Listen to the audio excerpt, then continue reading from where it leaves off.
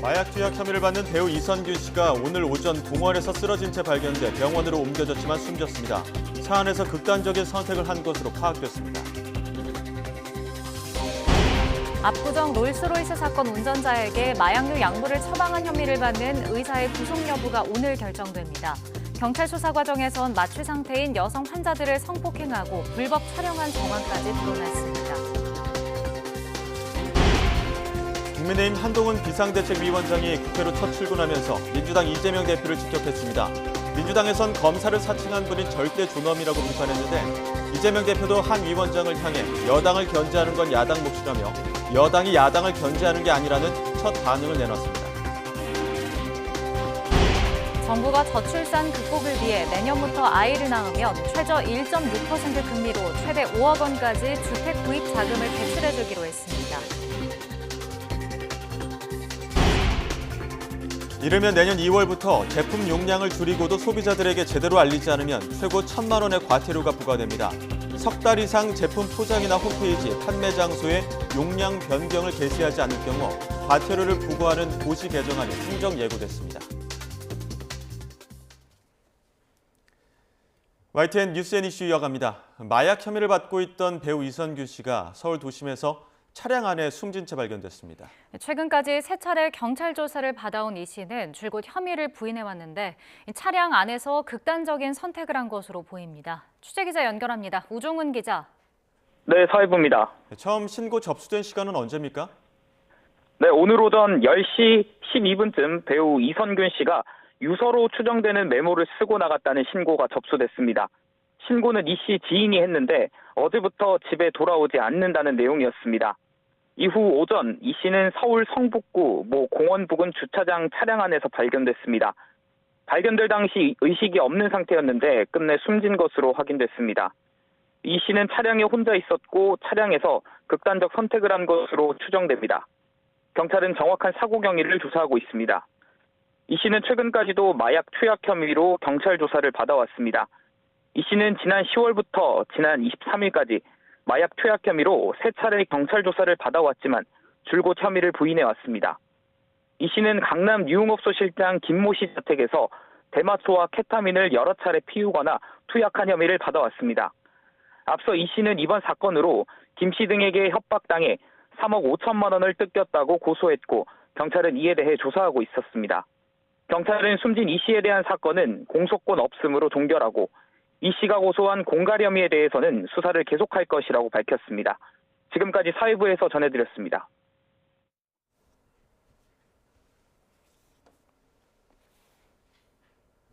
많은 분들에게 심려 끼쳐 드린 점 진심으로 사과드리겠습니다. 오늘 조사 묻는 질문에 성실하게 답변드리고 오겠습니다.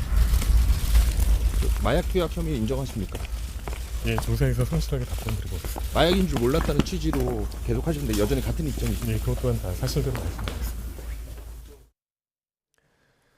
네, 지난 3차 경찰 조사 당시 배우 이선균 씨가 언론 앞에서 했던 공개 발언인데요. 이 발언이 마지막이 됐습니다. 최근 밤샘 조사를 받고 거짓말 탐지기 조사를 해달라고 경찰에 요청하는 등 억울함을 호소해왔는데요.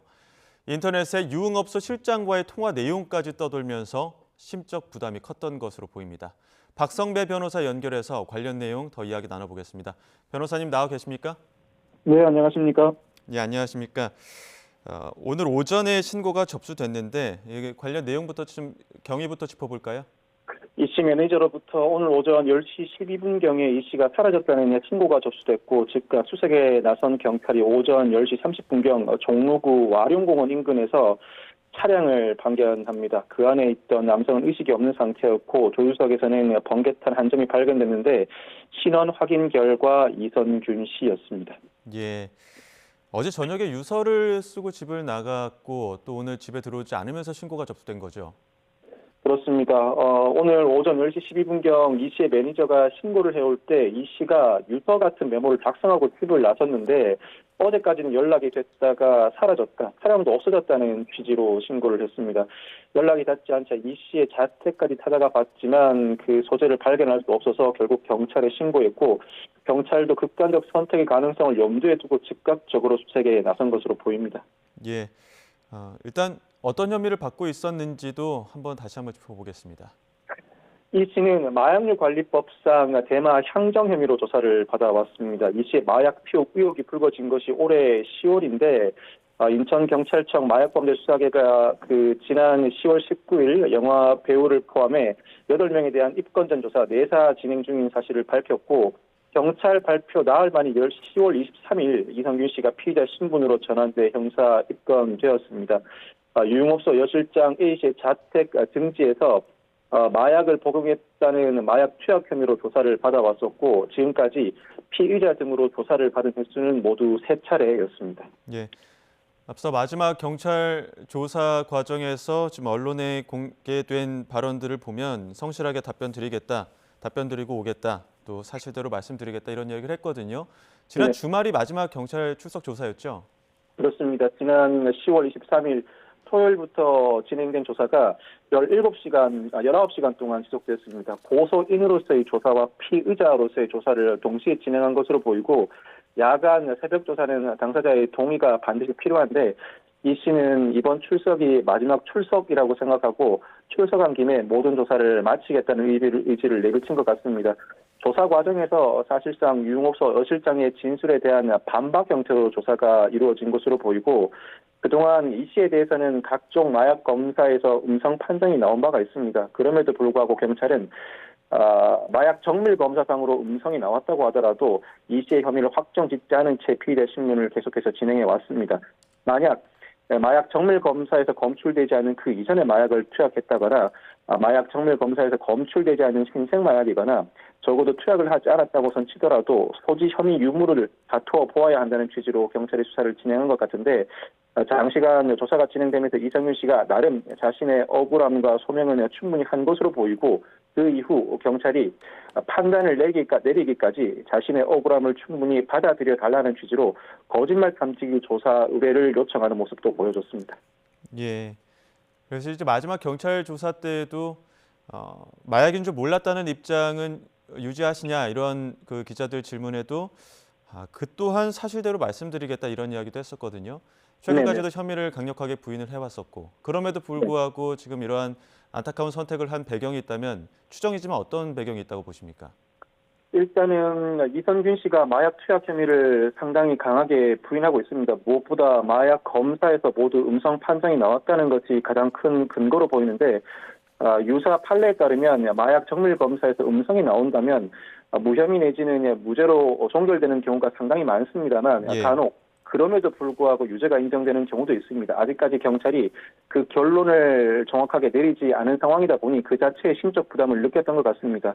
무엇보다도 극단적 선택을 한 배경이라면 이 마약 혐의에 대해서 유무죄가 아직까지 갈리지 않았을 뿐만 아니라 무혐의 판단을 받는다고 하더라도 대중의 인기를 누리고 사는 대중 영화 그리고 드라마 배우로서 이미 이미지 타격은 상당합니다. 그 마약 투약 정황과 관련된 여러 정황이 대중들로 하여금 상당한 부정적인 인상을 갖게 하였고 무엇보다 첫 경찰 조사를 받으러 왔을 때 모든 사람들에게 미안하다고 하면서 특히 가족들에게 상당히 미안하다는 의사를 강하게 밝혔습니다. 이 사건이 무혐의로 종결된다고 하더라도 직업인으로서의 자신의 모습뿐만 아니라 가족들에게 고개를 들 수 없다는 판단, 그 판단이 순간적이나마 극단적인 선택을 하게 했던 것 같습니다. 예, 지금 받고 있는 혐의 외에도 지금 이성균 씨 측에서는 공갈 협박을 받고 있다 이런 주장이 있었고 이런 부분과 관련해서도 별도로 조사가 진행되고 있지 않았습니까? 그렇습니다. 마약 투약 혐의와 이 공갈 협박 혐의는 서로 맞물려 있는 사건입니다. 어느 하나를 떼놓고 판단할 수가 없습니다. 경찰이 마약 정밀 검사에서 음성 판정이 나왔음에도 불구하고 이성균 씨의 마약 투약 혐의에 대한 조사를 이어나간 이유가 무엇보다도 유흥업소 여실장의 구체적인 진술이 있고 유흥업소 여실장 등으로부터 이성균 씨가 협박을 받아 3억 5천만 원을 건넨 정황, 굳이 마약 투약을 하지 않았다면 돈을 건네지 않았을 것이라는 판단이 강하게 작용했습니다. 이 협박을 받은 혐의에 대해서는 이미 이성균 씨가 고소를 한 상황이었고 유흥업소 여실장 외에도 그 신원을 알 수 없는 또 다른 인물이 최근 검거돼 구속영장 신청도 이루어진 바가 있습니다. 지난 23일 조사에서는 자신이 고소인으로서 고소한 사건에 피의자 신분으로서의 진술도 충분히 한 것으로 보이는데 이 주장을 하면서도 자신은 투약한 것 자체가 마약인 사실을 몰랐다. 마약인 줄 모르고 투약을 했을 뿐만 아니라 그리고 그 자체가 마약인지도 상당히 의문이라는 취지로 진술한 것으로 보입니다. 즉 자신의 착각에 의해서 돈을 건네긴 했지만 마약 투약 사실은 전혀 없다는 취지의 진술을 나름대로는 정리해서 일관되게 주장해온 것 같습니다. 그러니까 이성균 씨 앞밖에서 5천만 원 뜯은 혐의, 그 공갈범 20대 여성 어제 구속 심사 불출석했는데 그간에 언론의 주목을 많이 받지 않았습니까? 네네. 구속영장 실질심사에 불출석했습니다. 다소 이례적인데 사실 이 사건은 혐의가 인정된다면 구속영장 발부 가능성이 상당히 높은 사건이었고 이를 감안해서 경찰의 그 출석 의사를 밝힌 이후에도 결국 구속영장 실질심사 자리에는 나오지 않은 것 같습니다. 이 경우에는 경찰은 결국 구속영장 실질심사를 위해 당사자를 구인할 수 있는 구인장을 발부해 준 상태인데 이 구인장을 집행할지 여부를 한 번 더 검토해 본 뒤에 집행이 용이하다면 집행을 하고 그렇지 못하다면 일단 구인장을 반납한 이후에 당사자의 소재가 발견된 즉시 바로 구속영장 신청을 할 것으로 보입니다. 이때는 이 여성이 다시 불출석한다고 하더라도 법원은 영장 실질심사를 실제로 여는지 열지 않는지를 불문하고 구속영장을 발부할 가능성이 상당히 높습니다. 예. 어젯밤에 경찰 조사 발표 내용과 좀 관련해서 네. 이성균 씨가 수면제인 줄 알았다 이런 이야기가 있었고 그런데 그 수면제를 복용하는 과정에서 좀 다른 수면제와 좀 다른 점들이 좀 알려지는 것들이 있더라고요. 이런 네네네. 부분들도 어떻게 보면은 이번 수사에서 좀 영향을 미쳤다 이렇게 보십니까? 일단은 어제 경찰 조사 내용과 관련해 보도된 내용에 따르면 이 씨가 그 빨대를 이용해서 어떠한 성분을 흡입을 했는데 수면제인 줄 알았다는 취지로 진술한 것으로 보입니다. 사실 어느 정도 정황 사실을 인정할 수밖에 없는 상황이었는데 예를 들어서 경찰이 그동안 그 유흥업소 여실장의 진술을 바탕으로 나름대로 정황 사실을 조사해 왔습니다. 유흥업소 여실장은 이 씨를 자신의 자택에서 5차례 만났다는 취지로 진술했고 마약 투약의 구체적인 시점, 횟수, 방법을 진술하기도 했습니다. 그 방문했다는 시기와 관련해서 경찰이 CCTV, 문자 내역, 교통, 이용 기록 등을 조사한 결과 4차례 이 씨가 방문한 것으로 어느 정도 사실관계는 확정한 것으로 보이는데 이 씨가 그 자체는 부인하지 않는 것 같습니다. 방문을 했지만 3번은 전혀 약물 등을 투약하지 않았고 1번은 약물을 투약했지만 수면제인 줄 알았을 뿐만 아니라 다만 그 투약 방식이 빨대를 이용해 가루를 코로 흡입하는 형태라는 취지로 진술을 해 이 부분을 두고도 많은 이들이 의아해하기도 했습니다. 아마 통상적이지 않은 방식인 것 같은데 그럼에도 불구하고 자신은 그 약물 자체, 즉 마약인 줄 몰랐다는 취지의 진술을 일관함으로써 즉 무엇보다도 마약 정밀 검사에서 음성 판정이 나온 사실을 강력하게 제시하면서 마약 자체가 아니었다는 취지의 진술을 일관하면서 자신의 억울함을 강하게 호소해 왔습니다. 예. 경찰이 지난 10월부터 지금 이성균 씨를 비롯해서 유명 연예인들 출국 금지하면서 수사를 해왔는데 혹시 그 수사 과정에는 좀 문제가 없었을까요? 제가 볼 때는 그 마약 사건은 통상 유력한 제보자가 있고 이 유력한 제보자는 이미 마약 투약 등의 혐의로 경찰 조사를 받는 인물인 경우가 많습니다. 유력한 제보를 해야 자신의 형이 감경되는 이익을 얻을 수가 있습니다. 다만 마약 사건은 그 특성상 제보가 사실이 아닌 경우도 상당히 많습니다.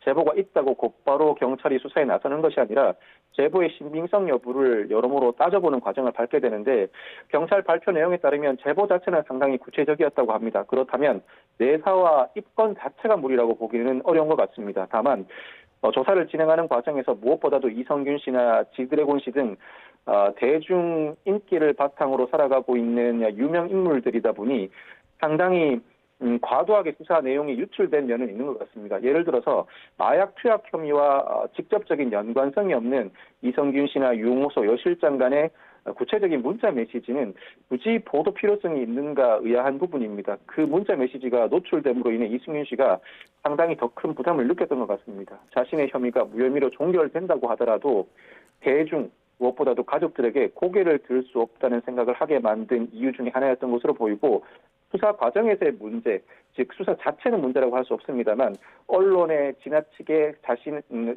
피의자들의 혐의 내용과 직접적으로 연관되지 않은 사실이 유출되고 그 내용이 다소 과다하게 보도되는 형태가 문제로 지적될 수 있을 것 같고 이 부분은 앞으로도 기본적인 경찰의 입장이 수사 증인 사건은 공개하지 않는 것이라는 입장을 견지하고 있음에도 불구하고 대중 연예인이라는 이유만으로 사건과 무관한 내용들이 무차별적으로 공개되는 점은 다시 한번 검토해보고 지양해야 할 대목이라고 봅니다. 예, 박성배 변호사 연결해서 이야기 들어봤습니다. 오늘 말씀 고맙습니다. 네, 감사합니다. 다음 소식 전해드리겠습니다. 마약에 취한 채 20대 여성을 차로 들이받고 도주한 이른바 압구정 롤스로이스 사건 운전자에게 마약류 약물을 처방한 혐의를 받는 의사의 구속 여부가 오늘 결정됩니다. 경찰 수사 과정에서 이 의사는 마취 상태인 여성 환자들을 성폭행하고 불법 촬영한 혐의도 추가로 포착됐습니다. 취재기자 연결해 자세히 알아보겠습니다. 권준수 기자. 네, 사회부입니다. 네, 마약을 처방한 의사가 어떤 혐의로 구속 전 피의자 신문을 받은 겁니까? 네, 경찰이 구속영장을 신청해 영장 실질 심사를 받은 40대 의사 연모 씨는 압구정 롤스로이스 사건 가해자에게 약물을 처방하고 이 과정에서 진료 기록을 허위로 기재한 혐의를 받습니다. 이후 사건이 알려지자 진료 기록을 무단으로 삭제한 것으로도 파악됐습니다. 염 씨는 오늘 법원을 나오면서 혐의를 인정하는지 묻는 취재진 질문에 죄송하다는 말만 남겼는데요. 들어보겠습니다.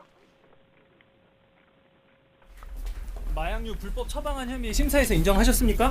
사고 뒤 기록 삭제하신 거 맞나요? 스로이스 사고 죄책감은 안 느끼시나요? 네, 죄송합니다. 염 씨는 경찰 조사 과정에서 또 다른 범죄 혐의도 포착됐는데요. 염 씨의 휴대전화를 포렌식했더니 수면 마취 상태인 여성 환자 10여 명을 성폭행하고 이를 불법 촬영한 정황이 발견된 겁니다. 또 지난 10월 의사 면허가 정지된 후에도 서울 시내 다른 병원에서 진료 행위를 계속하는 등 무면허 의료 행위를 벌인 것으로 조사됐습니다. 앞서 압구정 롤스로이스 사건은 지난 8월 마약에 취한 운전자가 20대 여성을 들이받고 도주하면서 발생했습니다. 이 사고로 피해 여성은 뇌사 상태에 빠진 뒤 넉 달 만에 끝내 숨졌습니다. 이 사건으로 가해 운전자 신모 씨가 재판에 넘겨졌고 사건 당일 프로포폴 등 약물을 처방한 염 씨도 수사선상에 올랐습니다. 압구정역 인근 모 성형외과 의사에 대하여는 치료 목적이 없음에도 신 씨에게 마약류를 투약한 마약류 관리법 위반 및 진료 기록부에 치료 목적 및 마약류 처방이나 투약과 관련하여 허위 기재를 한 의료법 위반 혐의로 고소를 하는 취지이고 염 씨에 대한 구속영장 발부 여부는 이르면 오늘 오후 결정될 예정입니다. 지금까지 사회부에서 전해드렸습니다.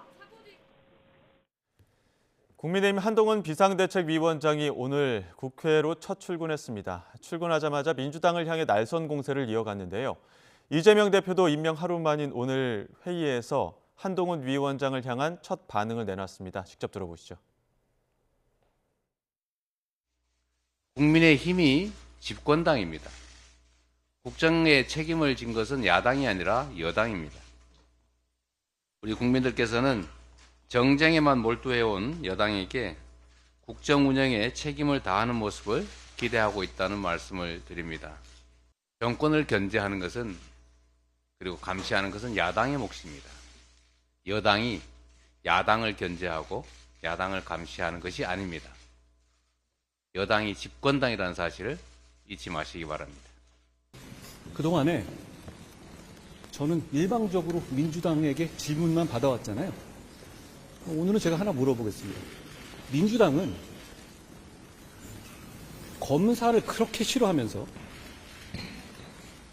왜 검사도 아니고 검사 사칭한 분을 절대존엄으로 모시는 건지 저는 묻고 싶습니다. 네, 한동훈 비대위원장이 공식 취임하면서 이제 관심은 앞으로 산적한 이른바 킬러 문항들을 어떻게 풀어나갈 것이냐 하는 부분입니다. 물론 이번 주 출범할 것으로 보이는 한동훈호, 이 비대위 인선에도 다양한 분석들이 나오는데요.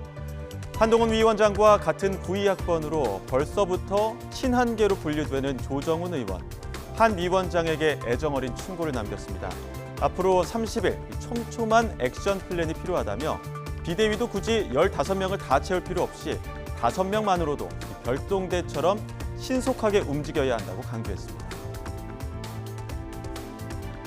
이 취임 연설문에서 동료 시민이라고 했던 거 좌우 우 구면 이렇게 고민하지 말고 시민들의 눈으로 봤을 때 옳지 않은 것은 옳지 않다고, 적절치 않은 것은 적절치 않다고 얘기하는 정치를 앞으로 해나가시면 지금보다 더 큰 박수를 받으리라 확신합니다. 한동훈 비대위는 대략 30일 안에 승부가 나야 됩니다. 네.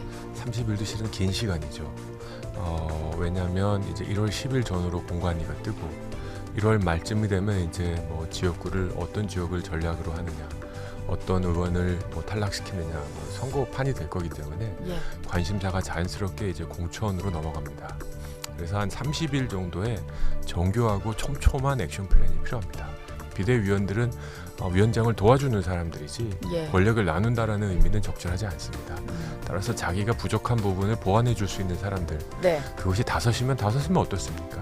지금 별동대처럼 신속하게 움직이는 비대위가 됐으면 좋겠습니다. 취임 일성부터 야당과 각을 세운 한동훈 위원장. 이 위원장을 향해 민주당도 강하게 대응했습니다. 특히 한 위원장이 운동권 특권 세력을 꼬집으며 청산 의지를 피력하자 민주당의 86 대표주자 우상호 의원이 나섰습니다. 이미 본인부터 용퇴를 선언했기 때문에 한 위원장의 대척점은 흐려질 수밖에 없다는 건데요. 들어보시죠. 저는 이제 그걸 이렇게 봤어요. 이 양반이 잘못된 프레임을 짜고 있다. 저는 참 그랬어요. 재선 1년 차부터 386 용태론을 들었거든요. 그래서 지금 사선이신데. 좀 낡은 도구고요. 또 하나 86의 대표적인 주자가 누굽니까? 우상호 아닙니까? 우상호 의원님. 그렇죠. 네, 우상호가 용태하잖아요. 용태하는 사람한테 용태하는 사람들이 있는데 용태를 목표로 싸운다 그런 순간 목표가 파켓이 흐려지는 거죠. 현실과 다른 얘기를 해서 가상의 적을 딱 상정하고 분노와 증오를 유발시키는 정치를 한다고 말씀드린 이유가 그거예요. 1세대들은 거의 퇴진하고 있거든요. 한동훈 위원장의 총선 불출마에 대한 평가는 어떨까요? 국민의힘을 넘어 민주당 내에서도 이를 긍정적으로 평가하는 사람들이 있습니다. 비명계 원칙과 상식의 이원욱 의원은 한 위원장의 불출마가 이재명 대표를 향한 메시지라면서 이 대표가 어떻게 받아들일지 궁금하다고 했는데요. 같은 비명계 조응천 의원도 거들었습니다. 한 위원장의 메시지는 민주당의 아픈 점을 그대로 꼬집었다며 변화, 혁신해야 한다는 게 더욱 명확해졌다고 말했습니다. 비례대표 지역구 아무데도 안 나간다 하는 불출마 선언을 어저께 한 건데 그 부분은 어떻게 들으셨어요? 그거는 이재명 대표에게 던지는 메시지 같은데요. 그래요? 예, 이재명 대표가 그 문제에 대해서 어떻게 느낄 것인지 저도 굉장히 궁금합니다. 예. 영향이 좀 미쳐졌으면 좋겠고요. 그 환영하시는 거네요, 이원욱 의원은? 저 굉장히 환영합니다. 가장 인상적인 문장은 뭐 승리를 위해서 뭐든지 다 하겠지만 그 과실은 가져가지 않겠다. 이건 이재명 대표를 겨냥해서 한 얘기인데 네. 또 우리 민주당의 방탄민주당, 운동권 특권 세력, 개딸 예. 전체주의 뭐 이런 우리 아픈 점들을 뭐 그대로 꼬집었어요. 예. 그러니까 우리가 이제 앞으로 고지점을 바꿔야 된다, 혁신해야 된다, 개혁해야 된다라는 것도 명확해졌죠. 탈당 선언 D-Day를 맞이한 이준석 전 대표. 잠시 뒤 탈당 선언에 나설 것으로 보이는데요. 한동훈 위원장도 당장 만날 생각이 없는 것으로 알려진 데다 이미 당 잔류 의사를 밝힌 김용태 전 최고위원 외에도 최측근 인사들이 개별 탈당에 나서기로 하면서 일단 오늘은 나홀로 탈당이 되는 모습입니다. 앞서 이준석 전 대표와 설전을 이어갔던 안철수 의원은 탈당 선배로서 조언을 남겼는데요. 당을 나간다는 건 광야에 홀로 서는 일이라며 쉬운 일이 아니라고 지적했습니다. 친 이준석계로 불리는 인사들 이탈로 좀 구심력을 잃었다. 이준석 신당이 이런 분석도 나옵니다. 여긴 동의하세요? 사실 그 당을 나간다는 게 쉬운 일은 아닙니다. 저도 경험이 있습니다만 정말 광야에 홀로 서는 그런 일이거든요. 그리고 사실은 저는 저 혼자 나갔습니다. 그리고 이제 창당을 준비하는 과정에서 여러 가지 비전도 내세우고 여러 가지를 모은 결과로 이제 현역 의원들이 그 이후에 합류를 시작했던 거죠. 그래서 같이 나가겠다는 그런 생각은 불가능한 그런 거고요. 사실 자기가 절벽에서 밑이 내려다 보이지 않는, 바닥이 내려져 보이지 않는 깜깜한 그런 절벽에서 뛰어내리는 그런 용기가 필요한 게 신당 창당입니다. 정부가 저출산 극복을 위해 내년부터 아이를 낳으면 최저 1.6% 금리로 최대 5억 원까지 주택 구입 자금을 대출해 주기로 했습니다. 다음 달 말부터 신청을 받을 예정인데요. 취재기자 연결해서 자세히 알아보겠습니다. 윤혜리 기자. 네, 경제부입니다. 네, 내년부터 도입되는 신생아 특례 대출 정책에 신혼부부들의 큰 관심이 쏠렸는데요. 오늘 세부 지원 내용이 공개된 거죠? 네, 그렇습니다. 정부는 지난 8월 저출산 극복을 위한 주거 안정 방안을 발표하면서 아이를 낳으면 저금리로 주택 구입 자금을 지원해주겠다고 예고했는데요. 다음 달 29일부터 시중은행 홈페이지 등을 통해 신생아 특례 대출 신청 접수가 시작됩니다. 지원 대상은 대출 신청일을 기준으로 2년 이내 출산한 무주택 세대주입니다. 부부 합산 연소득이 1억 3천만 원 이하, 자산이 4억 6,900만 원 이하면 지원 대상이 됩니다. 전용 면적 85제곱미터 이하, 9억 원 이하 집을 살 때 최대 5억 원까지 대출을 받을 수 있는 건데요. 연소득에 따라 금리는 차이가 있습니다. 부부 합산 연소득이 8,500만 원 이하면 1.6%에서 2.7% 금리를, 8,500만 원을 넘으면 2.7%에서 3.3% 금리를 적용받습니다. 세부 지원 대상을 보면 올해 1월 1일 태어난 출생아부터 적용되고 혼인신고 없이도 아이를 낳기만 하면 대출을 받을 수 있습니다. 임신 중이라면 포함되지 않고 2살 이하인 아이를 입양한 가구도 지원 대상이 됩니다. 아이를 한 명 더 낳을 때마다 금리가 0.2%포인트 하락하고 특례 기간은 5년씩 연장됩니다.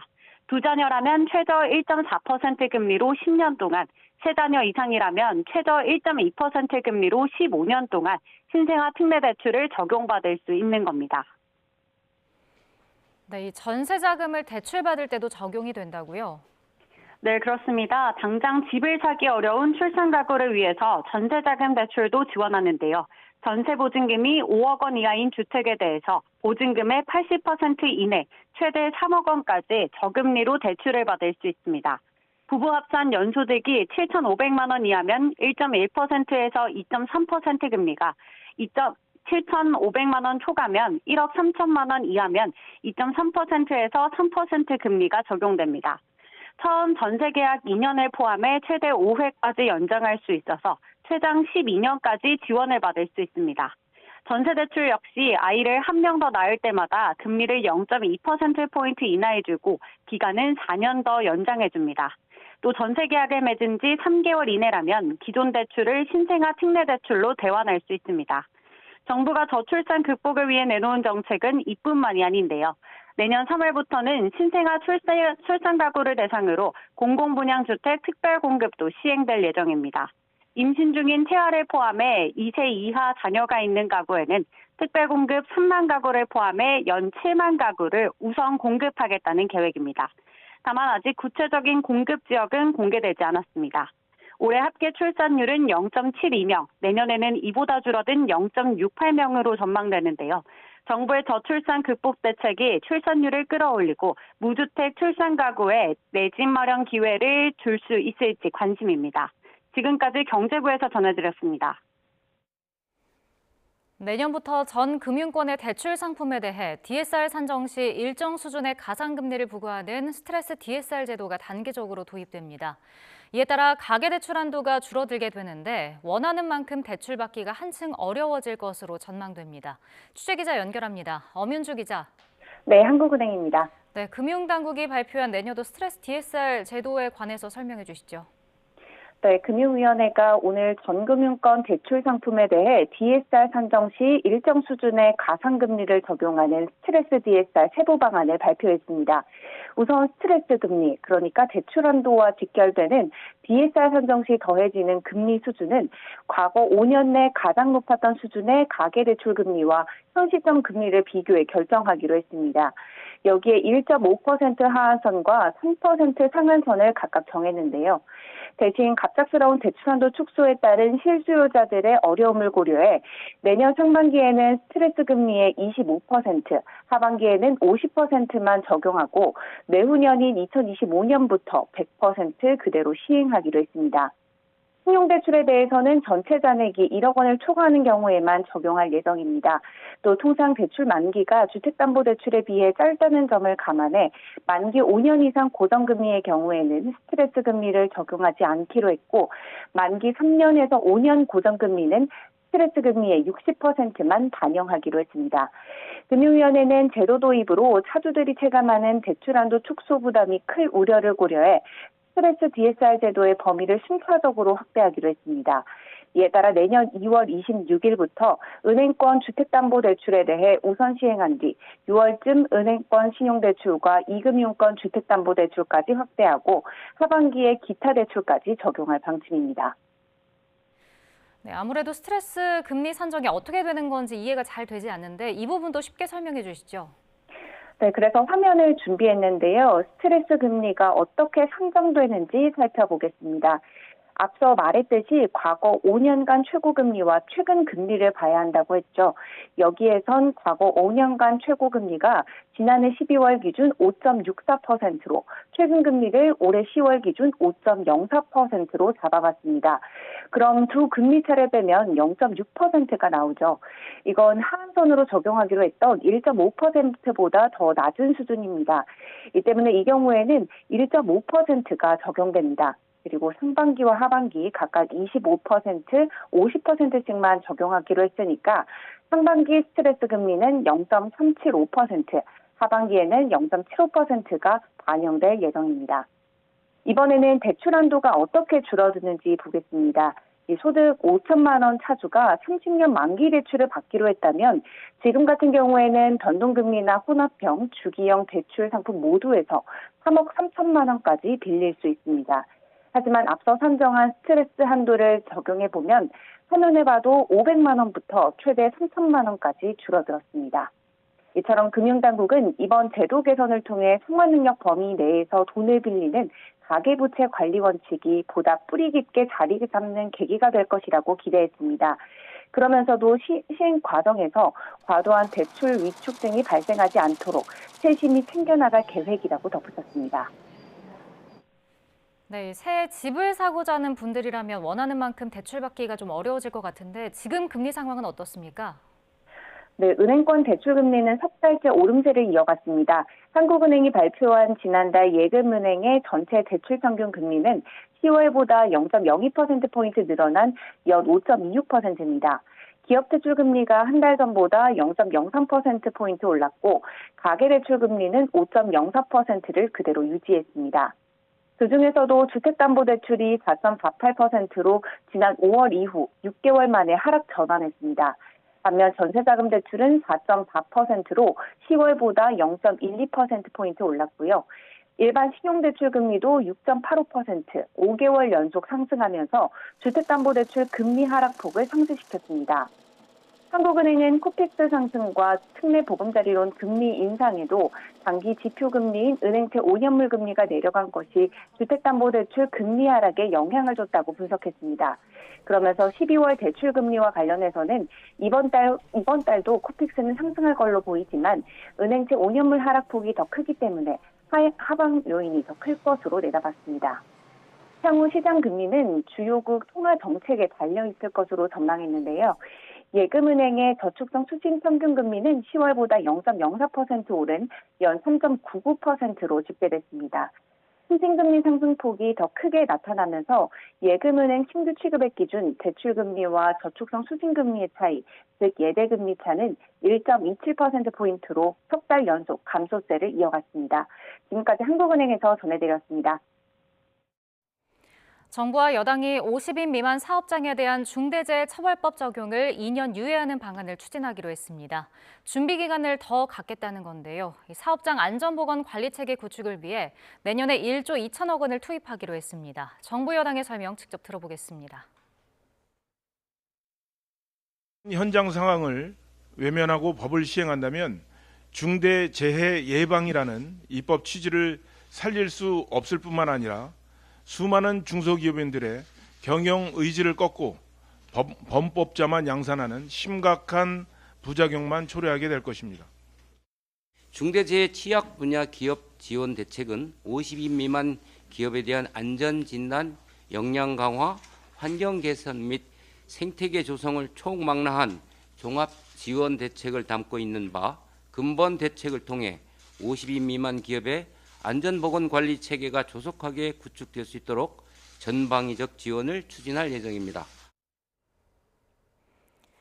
연말 건설 현장 등에서 노동자 사망 사고가 잇따라 고용노동부가 집중 점검에 나섭니다. 고용노동부는 성탄절 연휴 전날인 지난 22일 하루 동안 전국에서 중대재해 사망 사고로 모두 8명의 근로자가 목숨을 잃었다고 밝혔습니다. 올해 들어 3분기까지 재해조사 대상 사고 사망자가 459명으로 하루 평균 2명 미만이었던 것과 비교하면 20일 하루에 평소에 4-5배 많은 사망 사고가 발생한 것입니다. 이르면 내년 2월부터 용량을 줄이고도 소비자들에게 제대로 알리지 않으면 최고 1,000만 원의 과태료가 부과됩니다.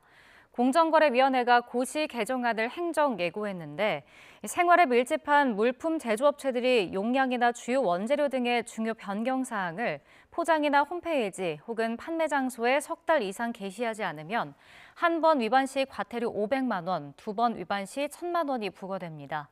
고시 개정안은 이르면 내년 2월에 시행됩니다. 이미 국내 유통 상당량을 차지하고 있는 일본산 가리비. 그런데 일본 정부가 더 공격적인 판매 전략을 세웠습니다. 2025년까지 한국에 375억 원 규모를 팔겠다는 계획인데요. 그런데 이 가리비, 원래 중국에 팔려다가 중국이 일본산 수산물 수입 금지 조치를 내리면서 몽땅 재고로 남게 된 그 가리비라는 게 문제입니다. 유럽연합에 410억여 원, 태국에 210억 원, 베트남에 45억 원 상당을 팔겠다고 발표했는데 국가 단위로 보면 우리가 제일 많습니다. 관련 소식이 이어지자 정부는 어디까지나 일본 측 계획에 불과하다며 이제까지 해왔듯 후쿠시마 인근 8개 현에 대한 수산물 수입 금지 조처를 유지하겠다고 밝혔는데요. 문제는 일본이 우리나라에 판매하겠다고 한 가리비의 주 원산지는 홋카이도라 이 수입 금지 대상 지역은 아니라는 겁니다. 정부는 일단 일본산 전체 수산물에 대한 방사능 검사도 철저히 하겠다고 강조했는데요. 가리비 수출을 확대하겠다는 것은 어디까지나 일본 측의 계획에 불과한 것으로 정부는 현재의 일본산 수산물 수입 규제 하에 그간 지속해온 그 방사능 검사를 한치의 빈틈없이 계속해 나가겠다는 입장임을 다시 한번 강조드립니다. 방사능 오염 우려에 일본산 수산물에 대한 국민적 불신이 완전히 가시지 않은 상황에서 중국이 수입을 금지해 남아돌게 된 가리비들이 국내에 유통된다. 자칫 수입 수산물에 대한 불안감을 더욱 증폭시키는 것 아니냐는 우려가 나오고 있습니다. 전쟁이 길어지면서 팔레스타인 가자지구 사람들의 삶은 그야말로 나락으로 빠져들고 있습니다. 국제기구는 가자지구의 거의 모든 병원이 기능을 상실했으며 주민 전체가 식량 위기 단계에 진입한 것으로 판단했습니다. 신웅진 기자입니다. 하루도 빠짐없는 공습과 이스라엘 지상군의 공격으로 가자지구 병원에는 언제나 부상자가 차고 넘칩니다. 침상이 모자라 바닥에서 치료받는 것도 흔한 모습입니다. 100 plus patients brought in with serious injuries within a very short period, within about 30 minutes, they said, plus about 100 deaths that were brought into the hospital around the same time. And 그동안 열악한 의료 상황은 언론 보도를 통해 많이 전해졌는데 세계보건기구 WHO는 이제 한계 상황이라고 진단했습니다. almost all of the hospital beds, almost all of the hospital services have stopped functioning, either because the facilities themselves have been affected, because the staff have been forced to flee, because they run out of power. 당장 먹고 사는 문제도 절박합니다.